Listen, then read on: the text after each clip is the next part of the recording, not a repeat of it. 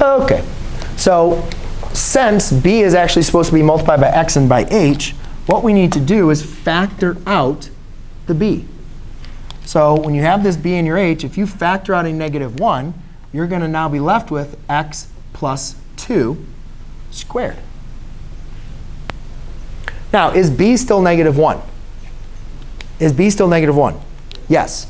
Right? I didn't really change what b was. b is still -1. So into respect of the, what is there still a reflection of the x-axis or y-axis?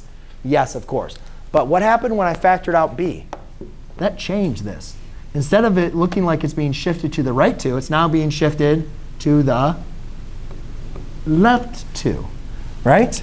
Now, if you don't believe me, so that's reflect the y-axis and shift left 2 units. Now, if you don't believe me, let's just go and take a look at Desmos. Because Desmos will prove everything.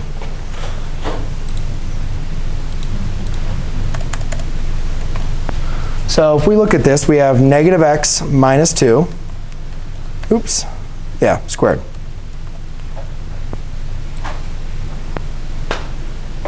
We know where x squared is. Hold on a second. X squared is the orange. Yes, question? Why is it plus 2? Because if you divide out a negative, you divide out a negative both terms. Now, guys, look at this. Here's the function. When I factor it out, it's supposed to be left 2. Do you guys see how this graph got shifted left 2? Look what I wrote in there.